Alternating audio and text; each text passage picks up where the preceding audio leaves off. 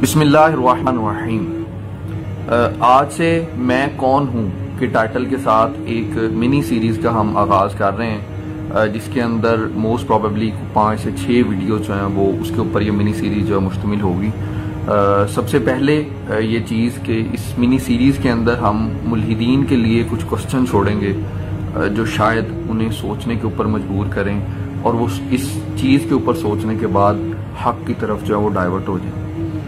सबसे पहली चीज़ ये कि इंसान कोई भी जी शऊर जो है वो इस चीज़ के हवाले से कभी ना कभी ये सोचता है कि आखिर मैं कौन हूँ। तो जब वो ये सोचता है तो फिर इस चीज़ के हवाले से वो डिफरेंट किस्म की सर्च करता है। हम वो फ़लसफ़े की बहसों की तरफ एक लम्हे के लिए अगर ना भी जाएं तो भी एक इंसान होने के एतबार से हम खुद घर के अंदर एक खामद के तौर पे होते हैं, एक बाप के तौर पे होते हैं, एक हेड ऑफ होम के तौर पे होते हैं।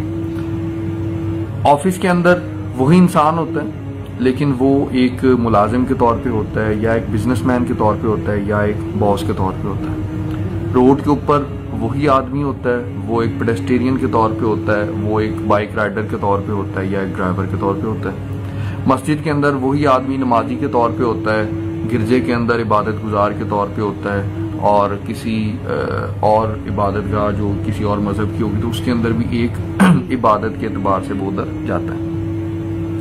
जो भी इंसान इन सारे के सारे इवेंट्स के अंदर होता है वो किसी ना किसी मुल्क का शहरी होता है। उस मुल्क का शहरी होने की वजह से उसके ऊपर बहुत सारे लॉज जो है वो इम्प्लीमेंट होते हैं। लेकिन एक चीज जो उसके जहन में मुस्तहसन रहती है, और मतलब मुस्तहसन थोड़ा सा डिफिकल्ट वर्ड हो गया, जो उसको हमेशा ज़हन में रहती है और याद रहती है, वो ये होती है कि मैं इस मुल्क का शहरी हूं और मैंने इसके कवानीन की पाबंदी करनी है। ये नहीं होता कि वो बिजनेस कर रहा हो और वो टैक्स एवेजन करनी शुरू कर दे। वो एक गलत तरीके से करना वो एक और बात है, मतलब किसी लॉ को तोड़ना एक टोटली डिफरेंट है, लेकिन लॉ को जानते होने के बावजूद चीज को गलत करना वो तो बिल्कुल एक जी शऊर और एक सही फितरत वाले इंसान से चीज वो हट जाती है ना। घर के अंदर वो अपनी बीवी के साथ, बच्चों के साथ मामलात करते हुए भी इस चीज को ज़हन में रखता है कि मैं एक मुल्क का शहरी हूँ, मैंने उस एतबार से ही चीजों को करना है। रोड के ऊपर वो देखता है इसी चीज को, मस्जिद के अंदर वो इसी चीज को देखता है, अपनी जिस भी इबादत गाह में जाता है वो। इसके बाद एक चीज जो मुल्हिदीन के लिए सोचने की है कि आप एक मुल्क के बाशिंदे हो तो आपके ऊपर कुछ कवानीन का इतलाक होता है। तो आप एक कायनात के बाशिंदे भी तो हो, तो क्या वो कायनात आपके लिए कुछ लॉज उसने आपको डिफाइन करके दिए? क्या जिस कायनात के अंदर आप हो, जिस मुल्क के अंदर आप होते हो, उसका तो कोई ना कोई बानी होता है, किसी ने उसको आजाद करवाया होता है, उसकी कोई हुकूमत होती है। तो क्या जिस कायनात का पार्ट हो उसका कोई हाकिम है, उसका कोई बनाने वाला है? जब एक मुल्क का बनाने वाला होता है फिर एक मुल्क के कवानीन होते हैं कुछ। क्या उस बनाने वाले ने हमें कुछ कवानीन दिए?